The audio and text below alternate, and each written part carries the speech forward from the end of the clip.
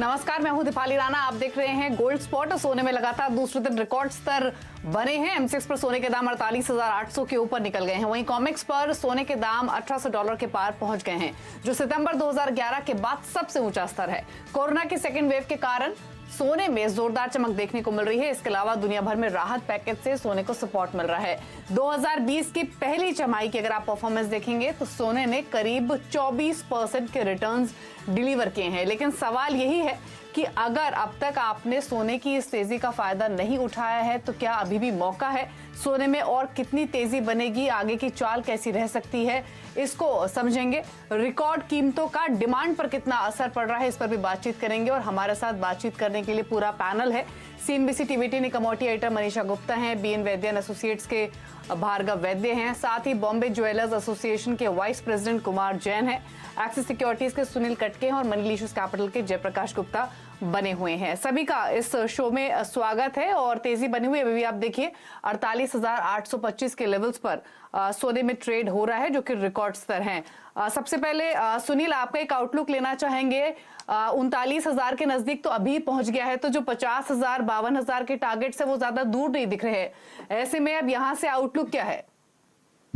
जी, मुझे लगता है दीपाली की जो मोमेंटम शिफ्ट है गोल्ड में अभी देखने को मिल रहा है पॉजिटिव डायरेक्शन में, और ये मोमेंटम जो है बरकरार रह सकता है आने वाले 3 महीने तक।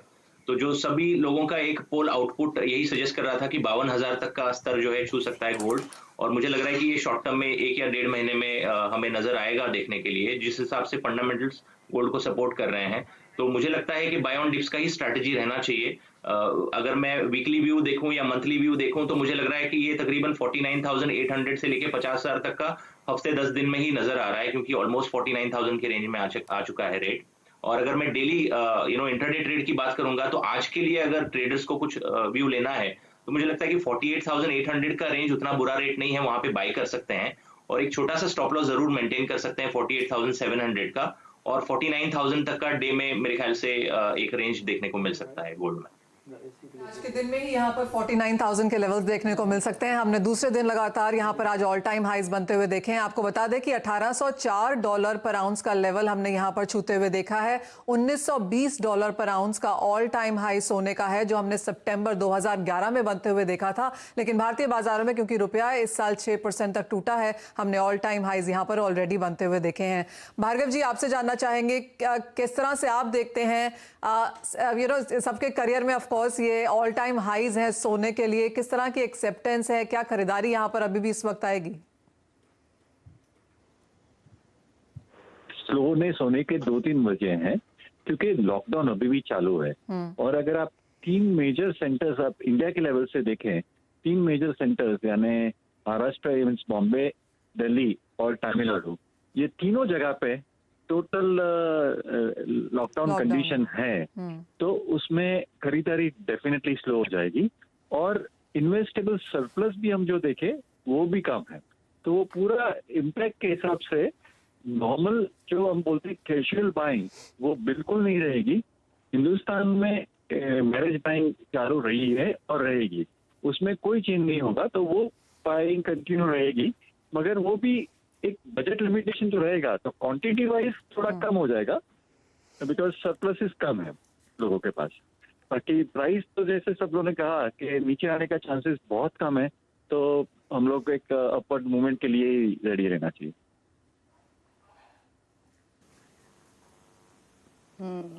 जी, साथ ही भार्गव जी, अब क्योंकि 39,000 के लेवल्स के नजदीक तो पहुंच ही चुके हैं, तो अब दिवाली तक के या फिर दिसंबर तक के टारगेट्स आपके चेंज हुए हैं? क्या आप टारगेट्स लेकर चल रहे हैं?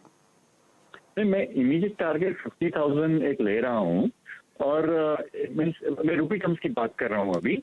और ये लेवल पे एक जब ये पूरा लॉकडाउन खुले तो एक यूनिक फैक्टर जो इंडिया में रहता है कि काफी टाइम हमने देखा है कि एक स्क्रैप सप्लाई आती है जब भी लोगों को मनी नेसेसिटी हो या कोई भी प्लानिंग रिक्वायरमेंट हो। इंडियंस लोन कम लेते हैं मगर अपने एसेट बेच के ज्यादा काम करते हैं, तो वो एक कंट्रोलिंग फैक्टर होगा। तो हम 51, 52 देखेंगे जरूर, पर मुझे आप यहाँ से दिवाली तक का एवरेज पूछे तो मैं उसे 50,000 के करीब दूंगा।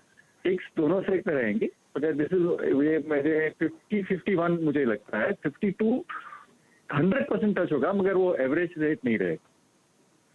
कि 50 और 52,000 अब क्लियरली यहाँ पर आते हुए नजर आएंगे। यूजली ऐसा होता है कि जब हम एक कमोडिटी में इतनी ज्यादा बढ़त आता हुआ देखते हैं, थोड़ा कॉशियस रहने की राय दी जाती है, करेक्शन यहाँ पर देखने को मिल सकती है, लेकिन यहाँ पर क्लियरली अगर आपको कोई करेक्शन भी दिखती है तो खरीदारी की ही राय यहाँ पर निकल के आ रही है। कुमार जैन भी हमारे साथ फोन लाइन पर अब हैं। कुमार जैन जी नमस्कार। सोने में तेजी यहाँ पर बरकरार है, 50,000 के लेवल जिसकी बाजार बात कर रहा था, अब टचिंग डिस्टेंस पे यहाँ पर है। और इंपॉर्टेंट बात यह है कि अंतरराष्ट्रीय बाजारों में हमने नए हाइज बनाए हैं। 1800 का स्तर अब यहां पर इंट्राडे में छूता हुआ नजर आया है। क्लोजिंग उसके ऊपर बाजार कल नहीं दे पाया, लेकिन क्लियरली गेन्स यहां पर हैं। आप क्या कहेंगे, क्या लोग यहां पर खरीद रहे हैं? किस तरह की बाइंग फिलहाल यहां पर देखने को मिल रही है, क्वांटिटी वाइज, क्वांटम वाइज अगर देखें तो? बिल्कुल एक नई स्टोरी बनी है अब की बार में। मैं आपको बता दूं कि अब जो कस्टमर आ रहे हैं डेफिनेटली 20% ही है लॉकडाउन के बाद में कस्टमर, लेकिन एक ऐसी बात बनी है कि जब कस्टमर आता है तो हमारे पास ये सवाल करता है कि भाई हमको मैक्सिमम चीज दिखाइए, मतलब वैरायटी दिखाइए, स्टॉक दिखाइए। हमने सवाल करते भाई आप नक्की करते हो कि भाई आपको 700 ग्राम लेना है, 800 ग्राम देना है? बोले नहीं, हमको अब ज्यादा लेना है। हम उनको कारण पूछते कि भाई क्यों ज्यादा लेना है? बोले सरकार ने रेस्ट्रिक्शन ले आए, 50 आदमियों को खाना खिलाना है। हम शादियों में 1000 आदमियों को खाना खिलाते हैं। मरीन ड्राइव जैसी बड़ी बड़ी जो बड़े बड़े ग्राउंड से वहां शादियां करते हैं, जहाँ पे ग्राउंड के भाड़े 10 लाख 15 लाख रुपए रहते हैं। डेकोरेशन वहां 25 से 50 लाख तक रहता है, और संगीत होता है, गीत होता है, मेहंदी होती है। तो हमारे सब खर्चे बच गए हैं। और इसकी वजह से हम जो बेटी हमारी है उसको सब पूरा कन्वर्ट करके वो सब जो खर्चा है उसको हम अब की बार सोने में ज्यादा उसको माल धन देंगे। तो ये देखते हुए एक अच्छी सी मांग हम आगे वाले समय में भी रहेगी।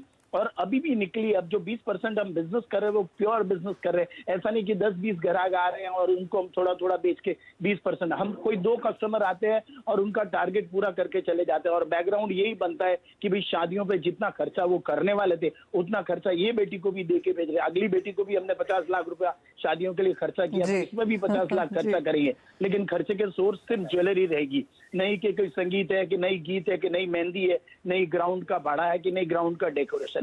तो एक बहुत नई बात उभर के आई है। इससे मैं समझता हूँ सोने की मांग और बढ़ेगी। और ये जो किस्सा है कोविड का, जो किस्सा है, एक कोई वैक्सीन आ नहीं जाती, उतने देर की देरी है। और मैं समझता हूँ सितंबर के मिड सितंबर तक आ जाएगी और सोने में तेजी बरकरार रहेगी। इंटरनेशनली जो प्रॉब्लम आया है कोविड का, उसकी वजह से और इकोनॉमी खराब होने की वजह से जो मंदी आई हुई है उसकी वजह से मांग घटी है, लेकिन सोने में तेजी बरकरार है। और आने वाले समय में भी एक इसी चैनल। कुमार जी, एक इंटरेस्टिंग बात आपने बताई है कि शादी के खर्चे लोगों के कम हुए हैं और वह उसका फायदा यहाँ पर गोल्ड को मिल रहा है, क्योंकि ज्यादा ज्वेलरी जो वेडिंग डिमांड थी वो इंक्रीज हुई है। तो एक चीज और संक्षेप में बताइए सर, कि जो रिकॉर्ड स्तरों पर भाव ट्रेड कर रहे हैं, इसका मतलब ये भाव कंज्यूमर्स को बॉदर नहीं कर रहे हैं और बाइंग उनकी तरफ से इंटैक्ट है?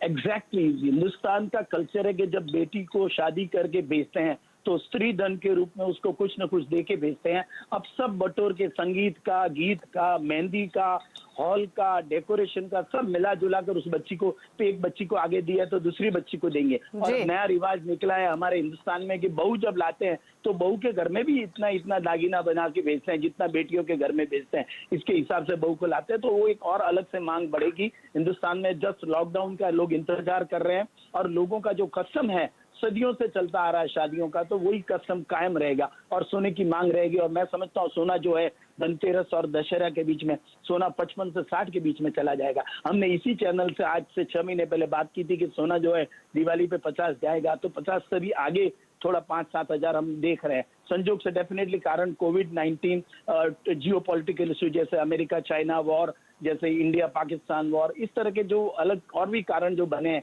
इन सब कारणों का मिला जुला कर सोने में इंटरनेशनली तेजी रहेगी और सोना बढ़ेगा। लेकिन हिंदुस्तान में मांग कम नहीं होगी, शादियों की वजह से मांग कायम रहेगी।